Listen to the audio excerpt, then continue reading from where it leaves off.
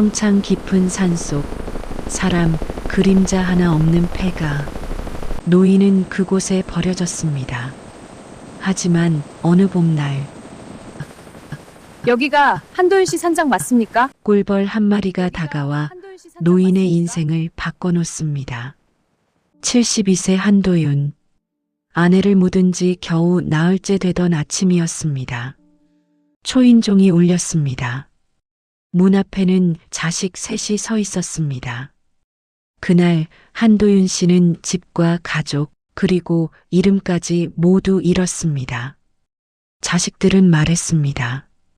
지금 저희 사업 쪽에 문제가 생겼어요. 이번 주까지 3억을 못 구하면 저 신용불량자 돼요. 아빠, 우리 남편도 연대보증 서 있어서 우리도 같이 망해. 그래서 말인데 이 아파트 팔아야 할 것 같아. 아빠 혼자 30평은 너무 넓잖아. 엄마도 이제 안 계신데. 누구 마음대로 내 아파트를 팔겠다는 거냐? 도윤의 손이 부르르 떨렸습니다. 이제 안 계신데. 며칠 뒤 가방 하나, 낡은 외투 하나, 아들 차를 타고 3시간. 도착한 곳은 사람 그림자 하나 없는 폐가 노인은 그곳에 버려졌습니다. 그런데 여러분, 이 이야기는 비극으로 끝나지 않습니다. 꿀벌 한 마리, 그 작은 생명이 버려진 노인의 운명을 뒤집어 놓습니다. 1년 뒤 그를 버렸던 자식들이 눈물 흘리며 무릎을 꿇게 된 이유. 과연 산속에서 무슨 일이 벌어졌던 걸까요? 지금부터 배신당한 한 노인의 기적 같은 이야기를 시작합니다. 이야기 시작 전 구독과 좋아요 눌러주세요. 알림 설정까지 해두시면 다음 이야기의 주인공도 가장 먼저 만나실 수 있습니다. 자, 시작하겠습니다. 아내가 세상을 떠나고 장례식이 끝난 지 사흘째 되던 날이었습니다. 충청남도 천안시 불당동 11층 아파트. 엘리베이터 문이 열리고 복도로 나오면 왼쪽 3번째 집. 한도윤이 10년 넘게 살아온 그 집 현관 앞에 그날 아침 일찍부터 자식들 3명이 모여 있었습니다.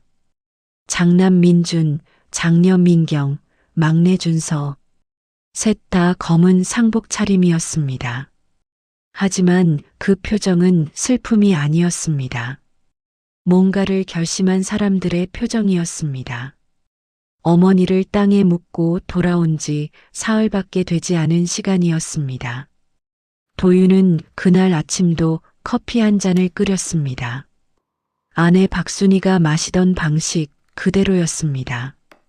믹스 커피 하나, 뜨거운 물을 천천히 붓고 숟가락으로 12번 젓는 것. 숟가락을 돌리면서 도윤은 문득 멈췄습니다. 아내가 항상 이 자리에 서서 그 젓는 소리를 들었는데 지금은 아무도 그 소리를 듣지 않는다는 게 실감이 났습니다. 주방 창 너머로 아파트 단지 안이 보였습니다. 어린이들이 자전거를 타고 노인들이 벤치에 앉아 있었습니다. 세상은 아무렇지 않았습니다. 박순이가 떠난 것을 세상은 전혀 모르는 것 같았습니다. 그때 현관문이 벌컥 열렸습니다. 민준이 먼저 들어왔습니다. 그 뒤로 민경, 준서가 따라 들어왔습니다. 셋 다 표정이 굳어 있었고 눈빛이 어딘가 날카로웠습니다. 서류 봉투를 손에 들고 있었습니다. 아버지, 자리 좀 잡으세요. 드릴 말씀이 있어요. 중요한 거예요. 도윤은 커피잔을 들고 거실 소파에 앉았습니다. 세 자녀도 맞은편에 나란히 앉았습니다. 무언가 리허설이라도 한 듯 정렬된 모습이었습니다. 민준이 먼저 입을 열었습니다. 아버지, 저희가 솔직하게 말씀드릴게요. 지금 저희 사업 쪽에 문제가 생겼어요. 이번 주까지 3억을 못 구하면 저 신용불량자 돼요. 급하게 자금이 필요한 상황이에요. 이번 주까지 3억을 못 구하면 저 신용불량자 돼요. 도윤은 잠시 민준을 바라봤습니다. 그리고 아무 말 없이 커피를 한 모금 마셨습니다. 민경이 말했습니다. 아빠, 우리 남편도 연대보증 서 있어서 우리도 같이 망해. 그래서 말인데 이 아파트 팔아야 할 것 같아. 우리도 같이 망해. 그래서 말인데 이 아파트 팔아야 할 것 같아. 지금 시세가 3억 5천이야. 아빠 혼자 30평은 너무 넓잖아. 엄마도 이제 안 계신데. 누구 맘대로 내 아파트를 팔겠다는 거냐? 어머니도 안 계시고 작은 데 가시면 오히려 더 편하게 사실 수 있잖아요. 도윤의 손이 멈췄습니다. 커피잔이 탁자 위에 내려앉았습니다. 누구 맘대로 내 아파트를 팔겠다는 거냐? 도윤의 손이 부르르 떨렸습니다. 그 30평이 얼마나 많은 것들을 담고 있는지 아이들은 알고 있었을까요? 3억 5천만 원. 그 숫자로 정리되기에 이 집은 너무 많은 것을 품고 있었습니다. 도윤이 입을 열었습니다. 너희 어미 아직 냄새도 안 빠졌다. 그 말이 떨어지는 순간 잠깐 침묵이 흘렀습니다. 민경이 눈을 피했습니다. 준서는 고개를 숙였습니다. 하지만 민준의 눈빛은 흔들리지 않았습니다. 아버지, 저도 그게 마음이 걸려요. 근데 지금은 어쩔 수가 없잖아요. 산 사람이 먼저잖아요. 집이 먼저예요? 민경 아빠, 우리가 다 같이 망하는 꼴 보고 싶어? 우리 애들은? 아빠 손주들이 길바닥에 나앉아도 괜찮아? 사람이 먼저. 그 말이 도윤의 귓속에서 이상하게 울렸습니다. 산 사람이 먼저라는 그 말 속에서 정작 아버지는 사람 안에 들어있지 않다는 것을 도윤은 그 순간 조용히 느꼈습니다. 그런데 그날 도윤이 알게 된 것은 집 이야기가 전부가 아니었습니다. 민준이 서류 봉투를 열었습니다. 테이블 위에 여러 장의 서류를 펼쳤습니다. 집 매각 계약서, 위임장, 그리고 또 다른 종류의 서류들. 도윤이 서류를 집어들었습니다. 강원도 평창군 소재 임야 2,000평, 산지 사용권, 근저당 설정 금액 2억 3천만 원, 담보 제공자 한도윤. 도윤이 천천히 고개를 들었습니다. 목소리가 낮아졌습니다. 이게 내 허락을 받고 한 거냐? 민준이 표정 하나 변하지 않으며 말했습니다. 아버지, 급하다 보니까 어쩔 수 없었어요. 도장도 있었고, 나중에 갚으면 되는 거잖아요. 나중에 갚으면 된다고. 내 도장을 몰래 썼어. 내 땅을 내 몰래 저당 잡았어. 그게 지금 나중에 갚으면 된다는 말로 끝나는 거냐? 이번에는 민준이 소리 높여 말합니다. 아버지, 지금 따질 때예요? 이번 주까지 돈 못 구하면 저 구치소 가요. 구치소. 아버지 아들이 감옥 가도 괜찮아요? 민경이도 목소리가 높아졌습니다. 아빠, 우리 이러려고 이렇게 된 거 아니잖아. 어쩌다 보니까 이렇게 된 거야. 아빠가 조금만 참아주면 우리 다 살 수 있어. 그나마 막내 준서는 고개를 들지 못한 채 말했습니다. 아버지 죄송해요. 도윤은 오래 침묵했습니다.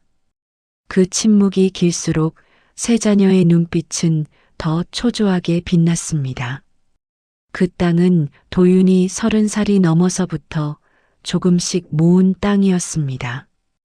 양봉을 하면서 번 돈으로 매년 조금씩 아내와 함께 넓혀온 산이었습니다. 아내 박순이는 그 산에 약초를 심고 도윤은 그 곁에 벌통을 놓았습니다. 두 사람이 함께 이른 아침 그 산을 오르던 것이 30년이었습니다. 그런데 그 산이 이미 담보로 잡혀 있었습니다. 민준이 다음 이야기를 꺼냈습니다. 아버지, 사실 정리되는 동안 잠깐 불편하시더라도 평창 산장에 가 계시면 어떨까요? 거기 관리도 해주시고 저희 일 정리되면 바로 모시러 갈게요. 평창 산장이라면 양봉 그만두고 10년 넘게 비워둔 그 폐가를 말하는 게냐? 도윤이 놀라는 표정으로 묻습니다. 제가 전기 연결하고 수도 수리도 해드릴게요. 잠깐이에요, 진짜로. 민준이가 자신도 지쳤다는 듯 낮은 목소리로 말합니다. 민경이가 말했습니다.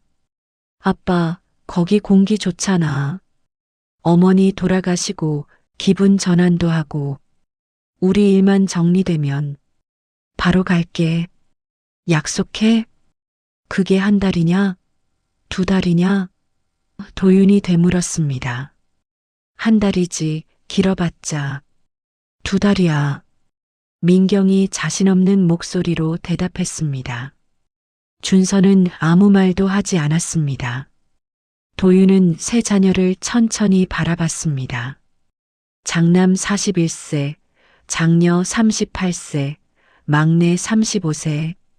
다들 중년의 나이로 흰머리가 나기 시작했는데 지금 이 자리에서 하는 이야기는 72세 노인을 혼자 산속에 보내자는 것이었습니다.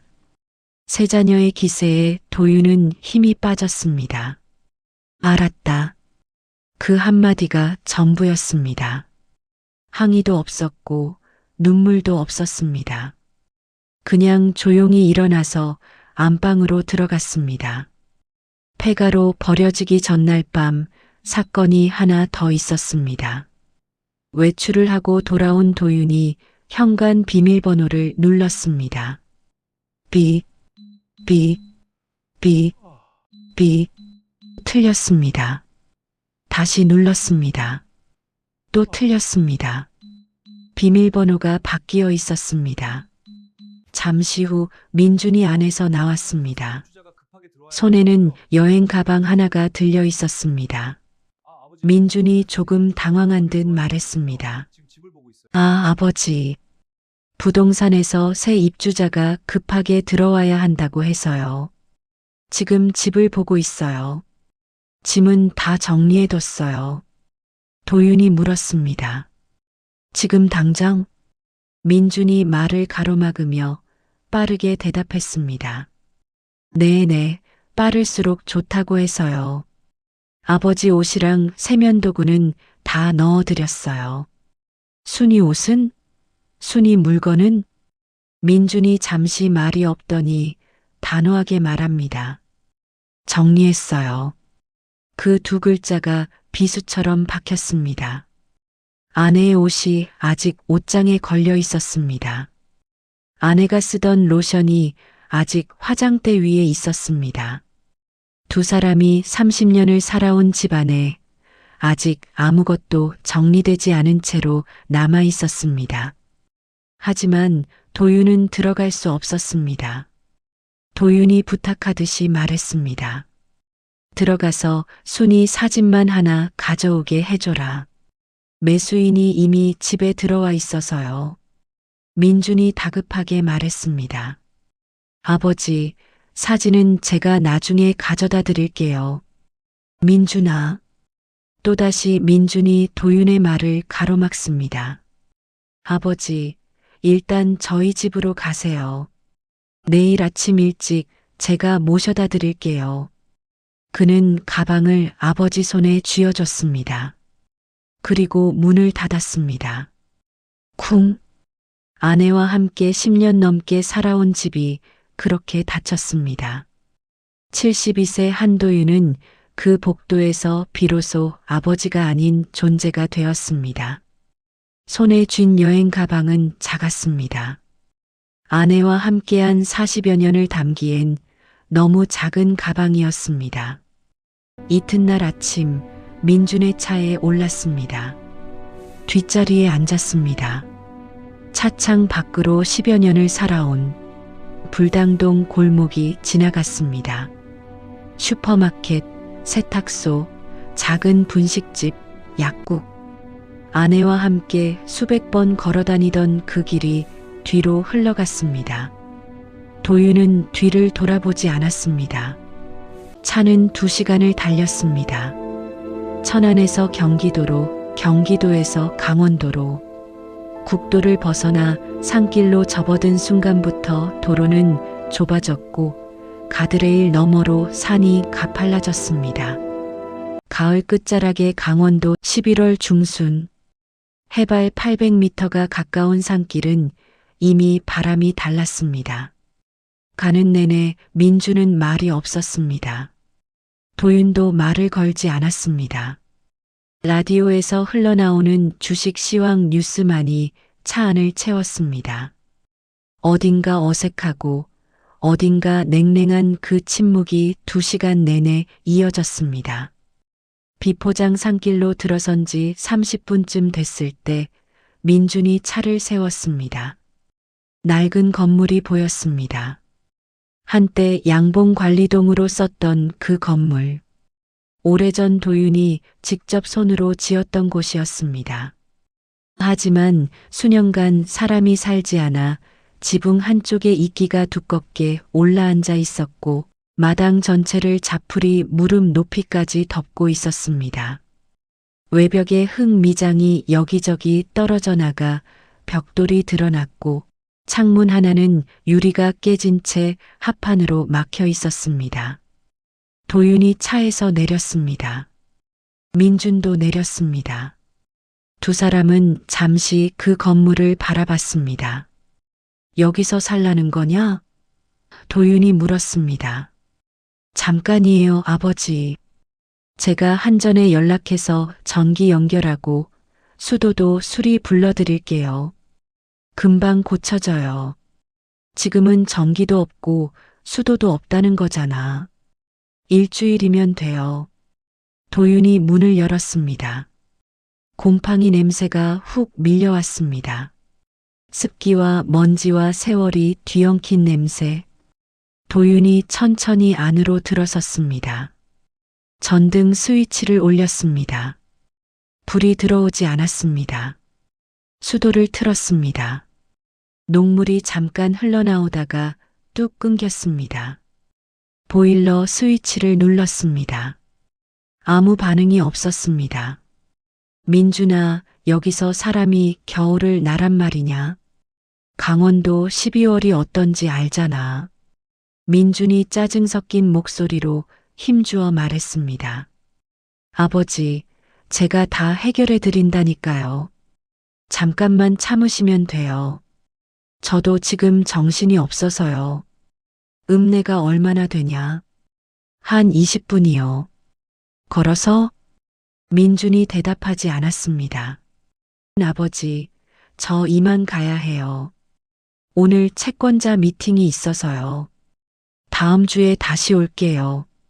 그는 열쇠를 내려놓았습니다. 현관 앞 작은 선반 위에 달랑 하나. 그리고 차 트렁크에서 쌀 한 포대와 라면 몇 박스를 꺼내 마루 위에 놓았습니다. 이거 드시면 되고요. 필요한 거 있으면 읍내 내려가세요. 아버지, 조금만 계세요.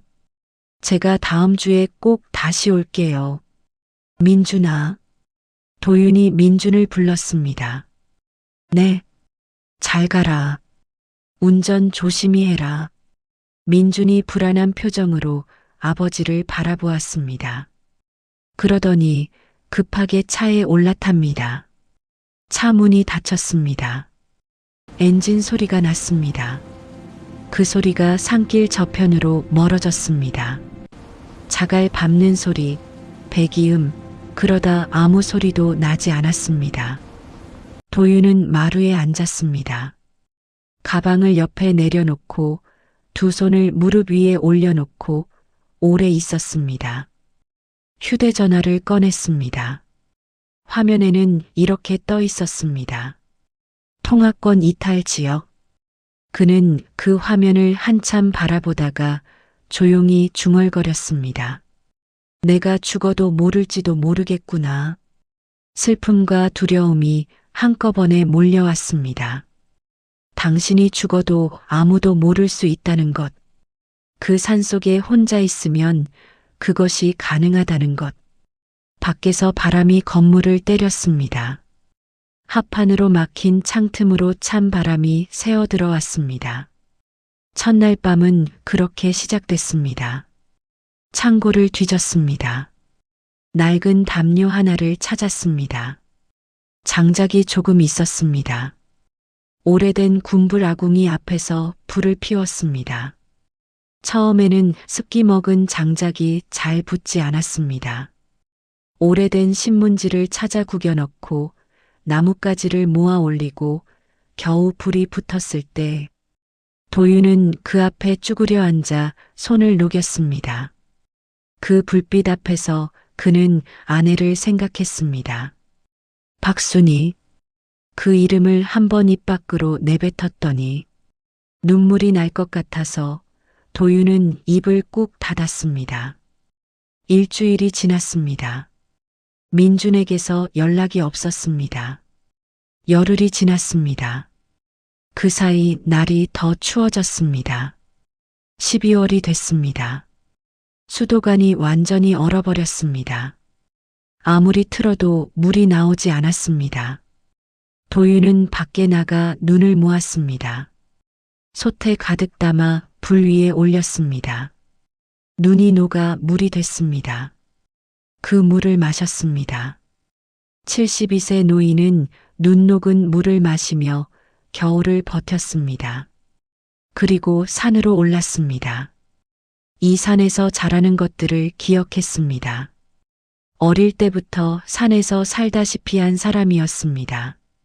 어떤 잎이 먹을 수 있고 어떤 뿌리가 약이 되는지 몸이 기억하고 있었습니다. 더덕, 취나물, 참나물, 고사리. 겨울에도 자라는 것들을 찾아 캐고 솥에 넣어 끓여 먹었습니다. 그리고 봄이 왔습니다. 3월이 됐습니다. 눈이 녹기 시작했습니다. 얼었던 수도에서 다시 물이 흘렀습니다. 산 아래쪽에서 물소리가 들렸습니다. 그날 도윤은 산을 올랐습니다. 봄이 시작되는 산의 냄새를 맡으면서 그러다 발걸음을 멈췄습니다.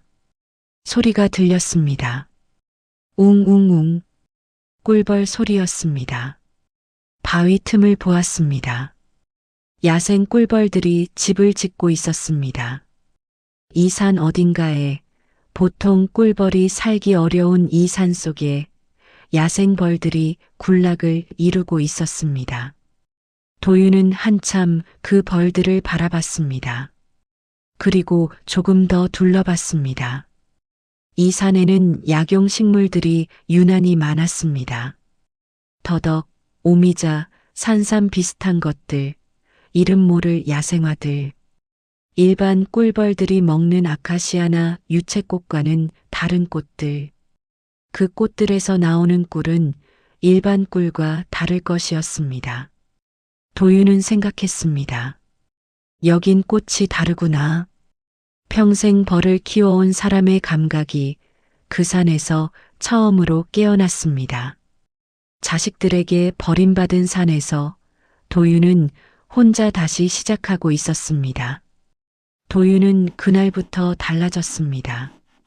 눈이 다 녹고 땅이 물러진 4월 초, 도윤은 창고를 완전히 뒤집었습니다. 낡은 벌통 판자들이 있었습니다. 삭고 곰팡이 핀 것들이었지만 도윤은 쓸만한 것과 못 쓸 것을 구분했습니다. 망치, 못, 플라이어, 낡은 톱, 도구들을 찾아냈습니다. 사흘 동안 벌통을 다시 짜는 일만 했습니다. 벌통 하나를 만들어내는데 손가락에 못이 2번 박혔습니다. 허리가 끊어질 듯 아팠습니다. 무릎이 쑤셨습니다. 하지만 도윤은 멈추지 않았습니다. 완성된 벌통을 들고 산으로 올랐습니다. 야생 벌들이 오가는 길목을 기억해뒀다가 그 근처 양지 바른 바위 옆에 벌통을 놓았습니다. 열흘에 걸쳐 5군데에 벌통을 배치했습니다. 그리고 기다렸습니다. 처음 이틀은 아무 반응이 없었습니다. 일주일이 지났습니다. 역시 변화가 없었습니다. 하지만 열흘이 됐을 때 한 군데 벌통에서 꿀벌 몇 마리가 드나들기 시작했습니다. 이리 와라. 도윤은 그 모습을 보고 한 발짝 물러서서 바라봤습니다. 이리 와라. 그 벌들이 그냥 지나치는 것인지 아니면 자리를 잡으려는 것인지를 보는 눈이 있었습니다. 평생 벌과 함께 살아온 사람의 눈. 이리 와라. 그 벌들은 자리를 잡고 있었습니다. 그래, 그래. 이리 와라. 그렇게 첫 번째 자연 유인이 성공했습니다. 그래. 2달이 지났을 때 세 군데에서 벌들이 살기 시작했습니다. 도윤은 그날 오랜만에 입술이 올라갔습니다. 웃었습니다. 오랫동안 잊고 있던 표정이 살아나는 것 같았습니다. 그리고 여름이 왔습니다.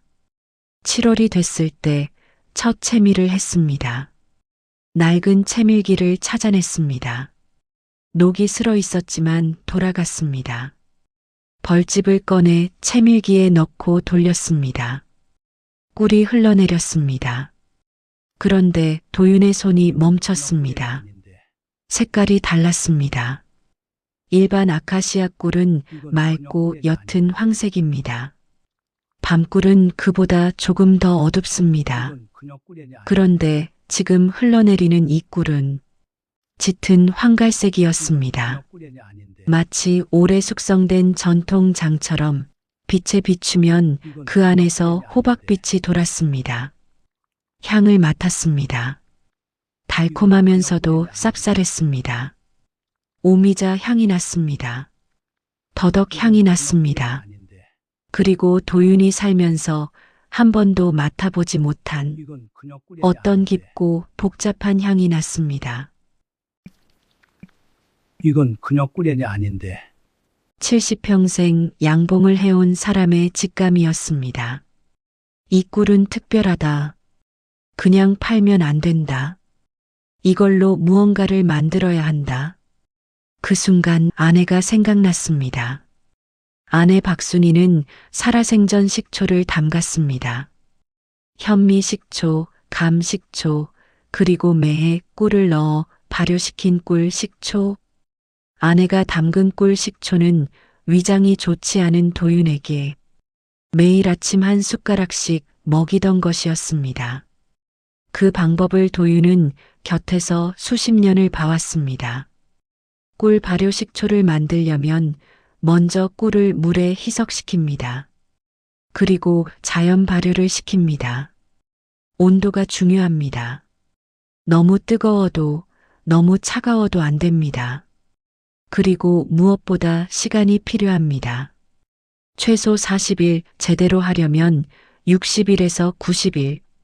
아내가 항상 말했습니다. 발효는 서두르면 안 돼. 기다려야 해. 꿀도 사람도.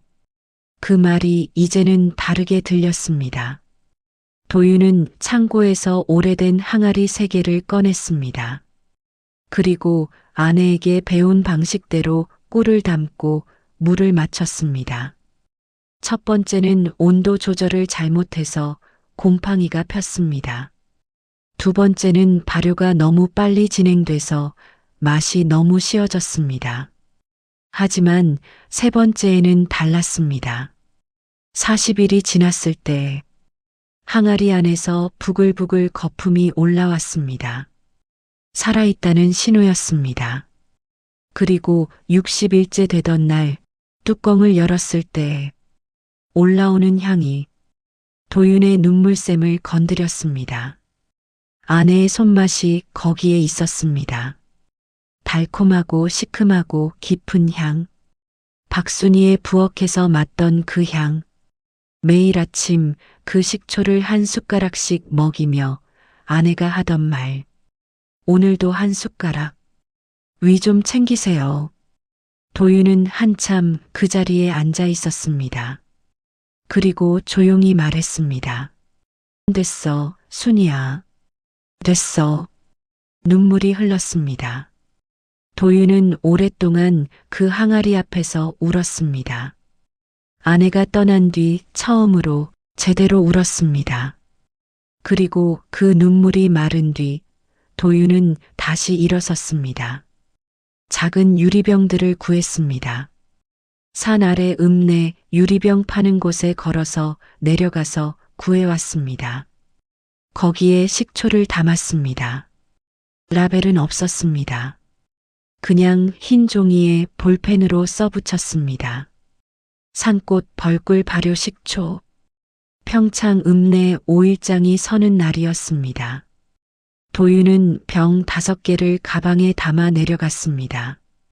노점한 귀퉁이를 빌려 천 위에 5병을 나란히 세워놓았습니다. 가격도 적지 않았습니다. 그냥 서 있었습니다. 지나가던 60대 아주머니 한 분이 멈췄습니다. 이게 뭐예요? 식초예요? 야생 벌꿀로 만든 발효 식초입니다. 맛 좀 볼 수 있어요? 도윤이 병 하나를 따서 뚜껑을 건넸습니다. 아주머니가 조금 맛보더니 눈을 크게 떴습니다. 어머나, 이거 일반 식초랑 완전히 달라요. 이게 얼마예요? 도윤은 잠시 생각했습니다. 아직 가격을 정하지 않았던 것입니다. 15,000원이요. 아주머니가 바로 지갑을 열었습니다. 2병 주세요. 그리고 다음 장날에도 나오실 거죠? 그날 병 5개가 2시간 만에 동이 났습니다. 다음 장날에는 10병을 가져갔습니다. 그것도 동이 났습니다. 소문이 퍼지기 시작했습니다. 평창 산속 노인이 야생 벌꿀로 만드는 발효 식초. 사람들이 찾아오기 시작했습니다. 도윤은 아내에게 말했습니다. 저녁마다 산장 마루에 앉아서 하늘을 올려다보며 도윤이 말했습니다. 순이야, 나 팔았어. 오늘 다 팔았어. 그 말이 혼잣말이었는지 기도였는지 아니면 그냥 습관이었는지 도윤 본인도 알지 못했습니다. 다만 매일 저녁 그렇게 아내에게 이야기하고 나서야 잠이 왔습니다. 이듬해 7월 중순이었습니다. 기상청에서 기록적인 폭우라 했던 그날 밤 강원도 산속에는 시간당 100mm가 넘는 비가 쏟아졌습니다. 천둥이 산을 흔들었고 번개가 먼 산봉우리를 때렸습니다. 도윤은 산장 안에서 발효통들을 점검하고 있었습니다. 비가 심해질수록 창문 틈으로 빗물이 들어와 바닥을 적셨습니다. 헝겊을 찾아 틈틈이 막으면서 발효통 뚜껑을 확인했습니다. 그때 문을 두드리는 소리가 들렸습니다. 쾅쾅쾅. 급하게 두드리는 소리였습니다. 이 산속에, 이 밤에, 이 빛 속에 누가 있다는 것이 믿기지 않았습니다. 도윤은 문을 열었습니다. 한 여성이 서 있었습니다. 50대로 보이는 단발머리 여성. 온몸이 물에 빠진 것처럼 젖어 있었습니다. 빗속에서 오래 걸어온 것이 분명했습니다. 입술이 파르스름했고 몸을 가누지 못해 문틀에 기대었습니다. 죄송한데요, 차가 산길에서 미끄러져서요. 핸드폰도 안 되고 불빛이 보여서 왔어요. 들어가도 될까요? 도윤은 바로 안으로 들였습니다. 수건을 찾아내줬습니다. 마른 점퍼를 꺼내줬습니다. 그리고 아궁이에 불을 피웠습니다. 발효꿀 식초를 뜨거운 물에 희석시킨 차를 끓였습니다. 저체온 증세가 있을 때 몸을 데우는데 가장 좋은 것이었습니다. 여성은 마루에 앉아 차를 2손으로 받아들었습니다. 한 모금 마시더니 여성이 잠시 멈췄습니다. 이게 뭔가요? 야생꿀 발효 식초요.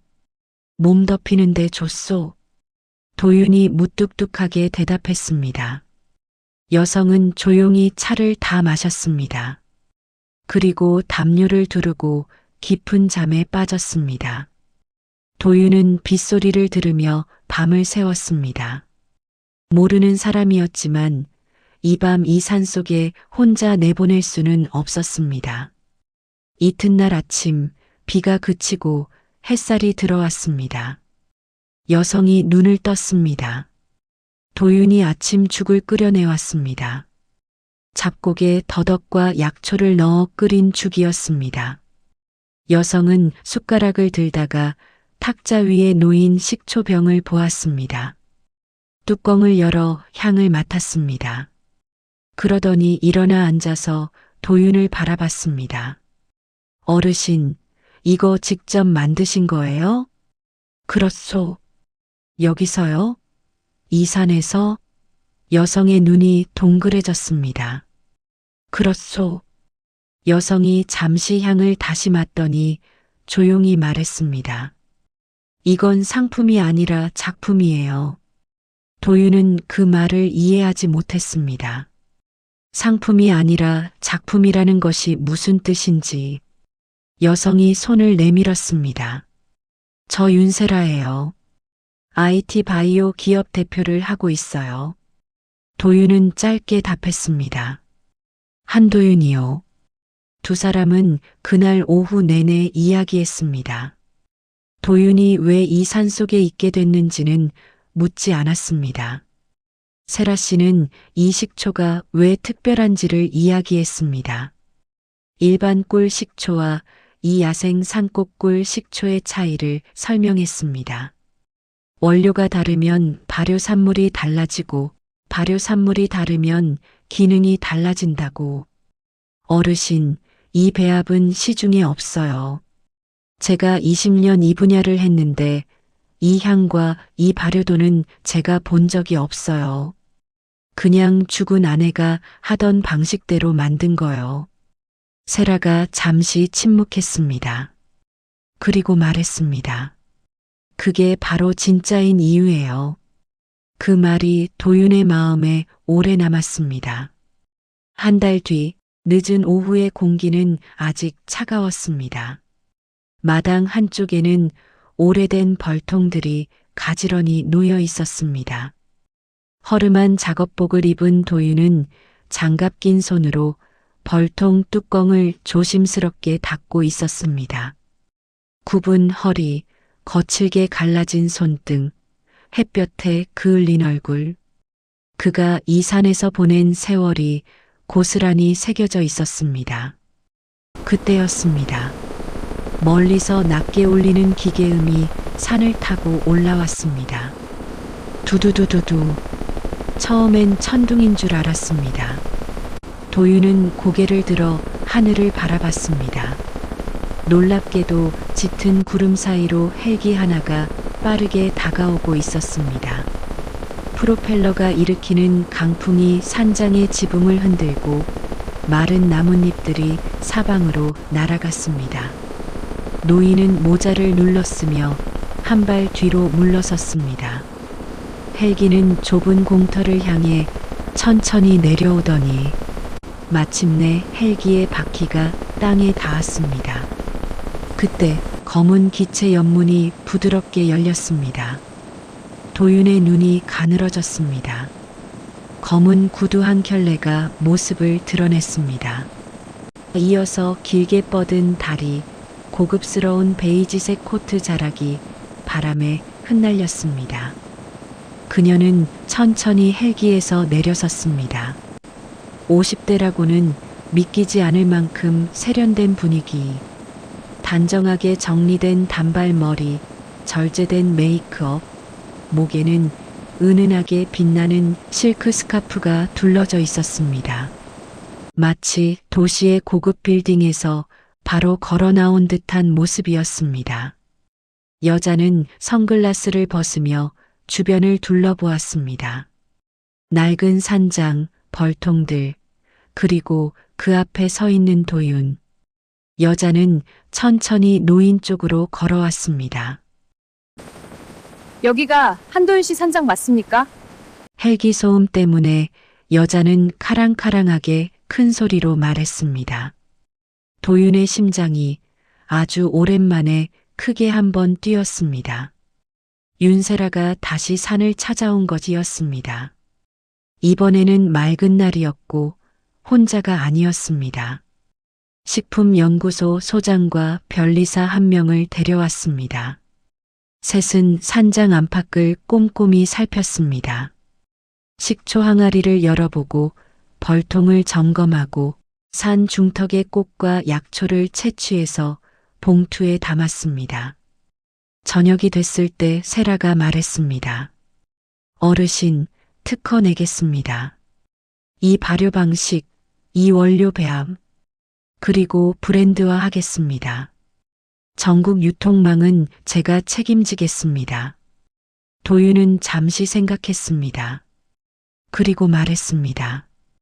돈은 필요 없소. 대신 산을 지켜주시오. 세라가 눈을 크게 떴습니다. 이 산에 뭔가를 심겠다, 개발하겠다 는 사람들이 가끔 찾아와요. 내가 여기 있는 한 못하게 막겠지만 내가 없어지면 이 산도 없어지겠지. 이 산만 지켜주면 나머지는 당신이 하고 싶은 대로 하시오. 세라는 오래 도윤을 바라봤습니다. 그리고 고개를 끄덕였습니다. 제가 약속드리겠습니다. 친환경 보호구역형 농업지구 지정 신청이 시작됐습니다. 지방자치단체와 협력해서 이산 일대가 보호농업지구로 묶이는 작업이 진행됐습니다. 그리고 브랜드가 만들어졌습니다. 산꽃꿀 벌발효. 제품은 세 가지였습니다. 야생꿀 발효 식초, 약초꿀 건강음료, 숙성꿀 크림. 라벨에는 이렇게 적혔습니다. 강원도 평창 해발 800m, 야생 산꽃 벌꿀 60일 발효 식초. 처음에는 평창 지역 로컬 매장에만 납품했습니다. 2달 뒤 서울의 프리미엄 건강식품 매장 바이어가 연락을 해왔습니다. 6개월 뒤 도윤 산꽃 벌꿀 발효는 전국 백화점, 건강식품 코너에 입점했습니다. 산속 폐가에 버려진 노인이 만든 제품이 백화점 진열대 위에 올랐습니다. 브랜드가 알려지면서 방송 출연 제의가 왔습니다. KBS 다큐멘터리 프로그램 인생 이모작 70대 창업가의 꿈이라는 주제였습니다. 도윤은 처음엔 거절했습니다. 나는 방송에 나올 사람이 못 돼요. 하지만 세라가 설득했습니다. 어르신 이야기가 세상에 나가야 해요. 어르신 같은 분들이 더 많이 보여야 해요. 포기하지 않은 사람이. 도윤은 산장에서 촬영에 응했습니다. 새벽에 산을 오르는 모습, 벌통을 관리하는 모습, 발효통 앞에 그래, 앉아 이리 향을 와라. 맡는 모습이 카메라에 담겼습니다. 인터뷰 중에 진행자가 물었습니다. 어르신, 가족은 있으십니까? 도윤은 잠시 침묵했습니다. 카메라는 그 침묵을 그대로 담았습니다. 지금은 없습니다. 그게 전부였습니다. 더 이상 말하지 않았습니다. 방송이 나간 날 밤 그 짧은 침묵과 그 짧은 대답이 시청자들의 마음을 뒤흔들었습니다. 온라인 커뮤니티가 들썩였습니다. 저 어르신 왜 혼자 사세요? 눈빛이 너무 슬프다. 뭔가 사연이 있는 것 같다. 도윤 산꽃벌꿀 발효 검색량이 수직 상승했습니다. 그리고 그 방송은 서울 세 곳의 거실 TV에서도 흘러나왔습니다. 장남 민주는 구직 사이트를 뒤지고 있다가 TV를 켰습니다. 사업 실패로 아파트를 넘긴 상태였습니다. 무역업 파트너에게 사기를 당했고 아버지의 토지 담보 대출 이자도 내지 못하고 있었습니다. 43세에 다시 취업 공고를 뒤지고 있던 그날 밤 TV에서 아버지의 얼굴이 나왔습니다. 그리고 자막이 떴습니다. 수백억 가치 브랜드 도윤 산꽃벌꿀 발효 창립자 한도윤 74세. 민주는 리모컨을 내려놓았습니다. 오래 화면을 바라봤습니다. 그리고 아버지가 말하는 장면이 나왔습니다. 도윤 지금은 없습니다.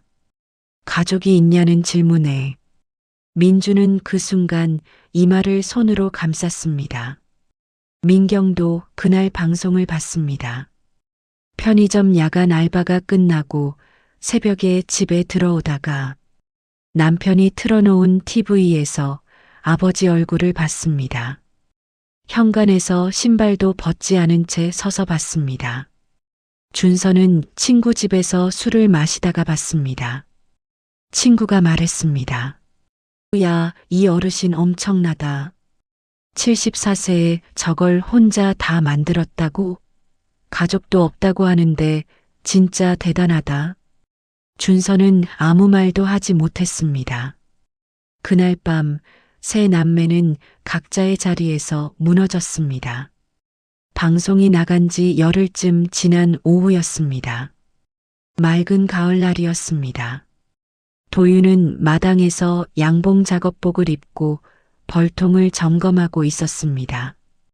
가을꽃 채밀이 끝나는 시기라 벌통 안을 정리하고 월동 준비를 하는 중이었습니다. 산길 아래에서 차 소리가 들렸습니다. 잠시 후 마당 입구에 검은 SUV가 섰습니다. 문이 열리고 세 명이 내렸습니다. 민준, 민경, 준서였습니다. 셋 다 어색했습니다. 민준은 양복 바지에 넥타이를 느슨하게 풀어내렸고 민경은 코트를 곱게 입고 있었습니다. 준서는 뒷짐을 진 채 시선을 아래에 두고 있었습니다. 도윤은 벌통 위에 손을 올린 채 멈췄습니다. 그리고 천천히 고개를 들었습니다. 세 명을 위에서 아래로 훑어봤습니다. 깨끗한 구두, 잘 다린 셔츠, 2년 전 내 아파트에서 나를 내쫓던 그 얼굴들. 민준이 먼저 말했습니다. 아버지. 도윤은 대답하지 않았습니다. 저희 왔어요. 도윤이 천천히 말했습니다. 누구십니까? 세 자녀가 굳었습니다. 민경이 어색한 미소를 지으며 말했습니다. 아빠, 나 민경이 왔어. 민준 오빠도 왔고 준서도 왔어. 도윤은 아무 말도 하지 않았습니다. 그 침묵이 오래 이어졌습니다. 민준이 한 발짝 앞으로 나섰습니다. 아버지, 방송 봤어요. 저희가 잘못했어요. 그 말씀 드리러 왔어요. 그 말이 끝나는 순간이었습니다. 도윤의 눈빛이 변했습니다.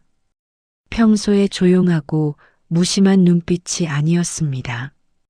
2년 동안, 아주 오랫동안 가슴속 깊은 곳에서 쌓여온 무언가가 천천히 눈빛 위로 올라오고 있었습니다.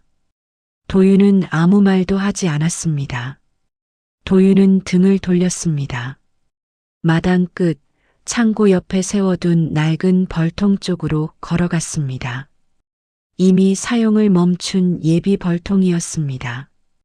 꿀은 없었지만 따뜻한 날이면 길을 잃은 벌 몇 마리가 냄새를 따라 잠시 들락거리곤 했습니다. 세 자녀는 그가 왜 그쪽으로 가는지 알지 못했습니다. 도윤이 두 손으로 벌통을 붙잡았습니다. 다시는 내 눈앞에 나타나지 마. 도윤은 분에 차서 소리쳤습니다. 그리고 벌통을 바닥에 내던져졌습니다. 쾅! 나무판이 갈라지는 소리가 울렸습니다. 속에 남아있던 밀랍 조각이 흩어졌습니다. 그리고 한 박자 뒤, 웅, 웅웅. 갈라진 틈 사이에서 벌 10수마리가 놀라 날아올랐습니다. 햇빛을 받아 황금빛으로 번쩍였습니다. 공기 중에 맴돌며 방향을 찾지 못한 채 원을 그렸습니다. 성난 때는 아니었습니다. 갑작스러운 진동과 빛에 놀라 튀어나온 것뿐이었습니다. 그러나 그 소리는 세 자녀의 귀에는 폭풍처럼 들렸습니다. 민경이 비명을 질렀습니다. 깍! 두 팔로 머리를 감싸쥐고 뒤로 물러섰습니다. 도윤은 소리쳤습니다. 다시는 내 눈앞에 나타나지 마. 민주는 본능적으로 얼굴을 가렸습니다. 준서는 가방을 들어 머리 위를 막았습니다. 벌들은 그들을 쫓지 않았습니다. 몇 마리는 허공을 맴돌다 이내 위로, 더 위로, 산 쪽으로 흩어졌습니다. 민준이 떨리는 목소리로 외쳤습니다. 차 타! 빨리 타! 도윤은 천천히 숨을 내쉬었습니다. 셋은 허겁지겁 SUV로 달렸습니다. 문을 쾅 닫고 키를 돌리고 급하게 후진했습니다. 산길 가장자리에서 바퀴가 한번 미끄러졌습니다. 자갈이 튀었습니다. 차는 겨우 방향을 잡고 산을 내려갔습니다. 도윤은 그 모습을 움직이지 않고 바라봤습니다. 벌들은 아직 하늘에서 맴돌았습니다. 황금빛 날개들이 오후 햇살 속에서 흩어졌습니다. 도윤꿀만 가져가고 집은 버린 것들. 차는 먼지 구름을 남기고 사라졌습니다. 도윤은 부서진 벌통 앞에 쭈그려 앉았습니다. 깨진 나무 판자들을 손으로 쓸어봤습니다. 벌집 안에는 아직 꿀이 묻어 있었습니다. 그 분노는 2년 동안 참아온 것이었습니다. 아내 장례식에서도 참았습니다. 비밀번호 바뀐 현관 앞에서도 참았습니다. 눈 녹은 물을 마시며 혼자 겨울을 버티면서도 참았습니다. 아무도 찾아오지 않는 날들 동안에도 참았습니다. 그리고 오늘 그 모든 것들이 벌통 하나가 되어 바닥에 쏟아졌습니다. 그들은 도시로 돌아갔습니다. 밤마다 민준의 귓가에 꿀벌 소리가 맴돌았습니다. 웅웅웅. 꿈속에서 반복됐습니다. 부서지는 벌통, 쏟아져 나오는 꿀벌들, 그리고 아버지의 눈빛. 민주는 노숙 직전까지 몰려 있었습니다. 사기당한 사업 자금 회수는 불가능했고 신용불량자가 된 지 반년이 지나 있었습니다. 민경은 남편과의 관계도 삐걱거리기 시작했습니다. 야간 아르바이트를 하면서 낮에는 집안일을 했습니다. 눈밑은 늘 검었고 밥을 넘기지 못하는 날이 많았습니다. 준서는 아무에게도 연락하지 않았습니다. 방에만 있었습니다. 스마트폰으로 도윤 산꽃벌 꿀 발효 기사를 반복해서 읽었습니다. 어느 새벽 4시 민경에게서 카카오톡이 왔습니다. 민준과 준서에게 동시에 오빠들, 우리 다시 가야 할 것 같아. 민준이 답했습니다. 알아.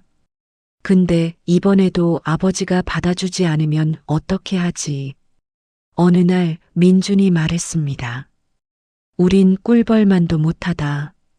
무슨 말이야? 민경이 물었습니다.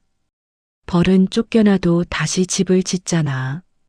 우리는 아버지 집을 팔고 여기 앉아 있고 아무도 반박하지 않았습니다. 그들은 다시 산으로 향했습니다. 이번에는 고급 SUV가 아니었습니다.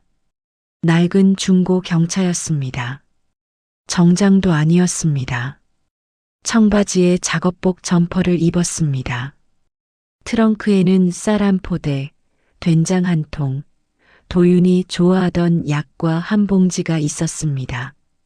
다시 온 날, 산장에 도착한 것은 새벽 6시였습니다. 아직 안개가 걷히지 않은 시간이었습니다. 도윤은 이미 일어나 마당에서 벌통을 살피고 있었습니다. 차 소리를 들었을 것입니다. 하지만 고개를 돌리지 않았습니다. 세 자녀가 차에서 내렸습니다. 그리고 마당으로 들어서자마자 무릎을 꿇었습니다. 아무 말 없이 먼저 도윤이 손을 멈추고 뒤를 돌아봤습니다. 세 명이 마당 흙 위에 무릎을 꿇고 있었습니다. 민준의 눈이 빨갛게 충혈되어 있었습니다. 민경은 손을 꽉 쥐고 고개를 숙이고 있었습니다. 준서는 두 주먹을 바닥에 짚은 채 입술을 꾹 다물고 있었습니다. 민준이 말했습니다. 아버지, 목이 메었습니다. 다시 삼키고 말했습니다. 벌이 무서워서 도망쳤습니다. 그날도 도망쳤고 2년 전에도 도망쳤습니다. 죄송합니다. 민경이 고개를 들었습니다. 눈물이 흘렀습니다. 아빠가 얼마나 힘드셨는지 이제야 알겠어. 미안해. 너무 미안해. 준서는 아무 말도 하지 않았습니다. 그냥 이마를 바닥에 대고 엎드렸습니다. 도윤은 오래 그 모습을 바라봤습니다. 그는 그들을 일으켜 세우지도 안아주지도 괜찮다고 말하지도 않았습니다. 그냥 바라봤습니다. 한참이 지나서 도윤이 입을 열었습니다. 돈 필요해서 온 거냐? 우리 여기서 일하게 해주세요. 무슨 일이든 할게요. 민준이 돈 고개를 필요해서 온 거냐? 저었습니다. 우리 아닙니다. 여기서 일하게 해주세요. 무슨 돈은 일이든 필요 할게요. 없습니다. 돈 필요해서 온 민경이 거냐? 눈물을 줄줄 우리 흘리며 여기서 일하게 말했습니다. 해주세요. 무슨 일이든 저희 할게요. 여기서 일하게 돈 필요해서 온 해주세요. 거냐? 무슨 우리 일이든 할게요. 여기서 일하게 해주세요. 무슨 일이든 도윤은 할게요. 잠시 하늘을 돈 필요해서 온 올려다봤습니다. 거냐? 안개 우리 사이로 여기서 아침 일하게 해가 해주세요. 비치고 무슨 일이든 있었습니다. 할게요. 돈 90일 필요해서 온 거냐? 셋이 고개를 우리 들었습니다. 여기서 일하게 해주세요. 무슨 너희가 일이든 할게요. 진심으로 용서를 돈 받고 필요해서 온 싶다면 거냐? 90일을 우리 버텨라. 여기서 일하게 해주세요. 무슨 버티면 일이든 그때 할게요. 이야기하자. 돈 필요해서 온 그것이 거냐? 전부였습니다. 우리 여기서 일하게 더 해주세요. 이상의 말이 무슨 일이든 할게요. 없었습니다. 도윤이 벌통을 향해 다시 돌아섰습니다. 세 자녀는 서로 얼굴을 바라봤습니다. 그리고 트렁크를 열었습니다. 쌀포대가 나왔습니다. 된장이 나왔습니다. 약과가 나왔습니다. 민준이 쌀포대를 등에 짊어졌습니다. 그리고 산장 부엌을 향해 걸어갔습니다. 90일이 시작됐습니다. 90일. 첫날은 아무것도 제대로 하지 못했습니다. 벌통 뚜껑을 여는 것도 겁이 났습니다. 발효통 세척은 어디서부터 시작해야 할지 몰랐습니다. 약초를 캐러 산을 오르다가 길을 잃었습니다. 도윤은 가르쳐 주지 않았습니다. 그냥 바라볼 뿐이었습니다. 도윤이 말했습니다. 살면서 처음 해보는 일들이 많겠구나. 네, 그래요. 아버지. 민준이 대답했습니다. 그럼 익혀라. 열흘이 지났을 때 민준의 손에 물집이 잡혔습니다. 벌에도 3번 쏘였습니다. 하지만 이번에는 도망가지 않았습니다. 벌에 쏘이면 그냥 그 자리에 서 있었습니다. 벌이 가고 나면 다시 벌통 앞으로 갔습니다. 한 달이 지났을 때 민경이 발효통 관리를 혼자 해냈습니다. 항아리 뚜껑을 열고 향을 맡고 발효 상태를 확인했습니다. 도윤이 지켜보다가 말했습니다. 맞아. 딱 그때야. 그 짧은 칭찬이 민경에게는 태어나서 처음 받아보는 아버지의 칭찬처럼 느껴졌습니다. 눈물이 났습니다. 발효통 쪽으로 고개를 돌려 닦았습니다. 2달이 지나자 얼굴이 새까맣게 탔습니다. 손에는 굳은 살이 배겼습니다. 하지만 셋 다 도망가지 않았습니다. 그리고 어느 새벽 민준이 먼저 일어나 벌통을 살피기 시작했습니다. 도윤이 마당에 나왔을 때 민준은 이미 일을 하고 있었습니다.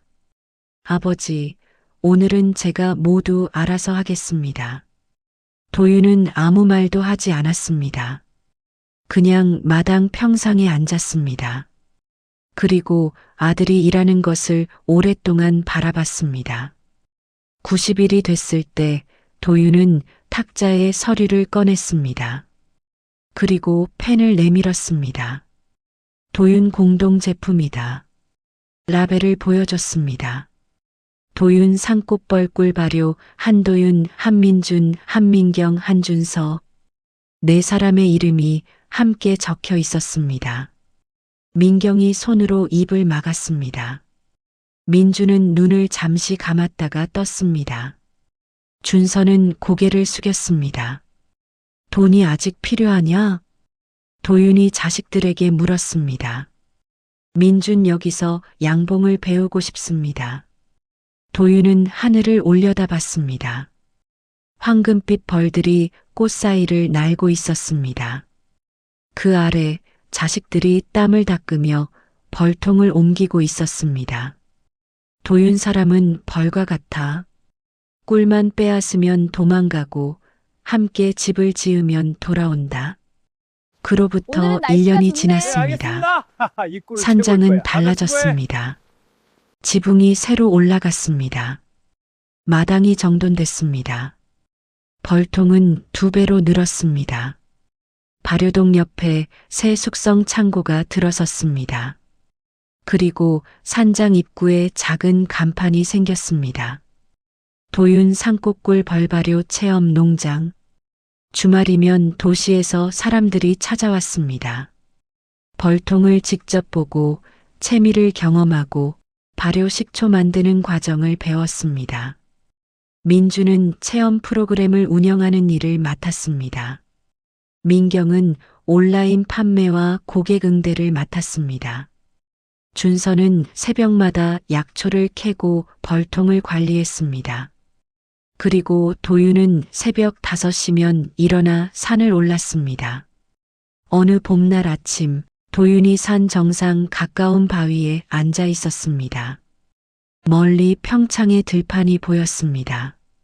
새벽 안개가 낮은 곳에 깔려 있었습니다. 민준이 올라왔습니다. 숨을 몰아쉬며 옆에 앉았습니다.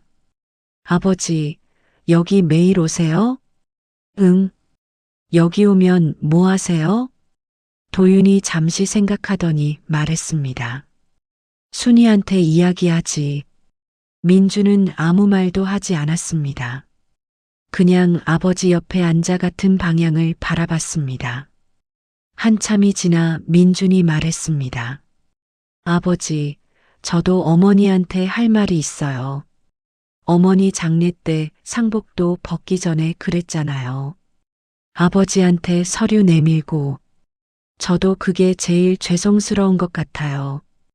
도윤은 대답하지 않았습니다. 그냥 다시 앞을 바라봤습니다. 그리고 조용히 말했습니다. 너희 어미는 알고 있을 거야. 이제는 괜찮다고 할 거야. 민준의 눈에서 눈물이 흘렀습니다. 그는 손으로 닦지 않았습니다. 그냥 흘러내리게 뒀습니다. 봄 안개 속에서 2 사람은 오래 앉아 있었습니다. 버려졌던 아버지는 그날 진짜 주인이 되었습니다. 72세의 산속 폐가에 버려진 노인. 눈 녹은 물을 마시며 혼자 겨울을 버틴 사람. 야생벌과 아내의 손맛으로 새 삶을 피운 사람. 그리고 자식들은 처음으로 그의 직원이 아닌 그의 가족이 되었습니다. 한도윤은 오늘도 새벽 5시에 일어납니다. 산을 오릅니다. 벌들의 날갯짓 소리를 듣습니다. 그리고 혼자서 조용히 말합니다. 잘 지내고 있어, 순이야. 벌은 꿀만 빼앗으면 도망가고 함께 집을 지으면 돌아온다. 한도윤, 도윤 산꽃벌 꿀발효 창립자. 이 영상이 여러분 마음에 닿으셨다면 지금 바로 구독 버튼과 좋아요를 꾹 눌러주세요. 여러분의 작은 응원이 이런 이야기를 더 많은 분들께 전할 수 있는 힘이 됩니다. 그리고 알림 설정까지 해두시면 매주 새로운 감동 이야기를 가장 먼저 만나실 수 있습니다. 혹시 주변에 오늘 같은 이야기가 필요한 분이 계신다면 이 영상을 공유해 주세요. 다음 주에도 감동 이야기로 찾아뵙겠습니다. 감사합니다.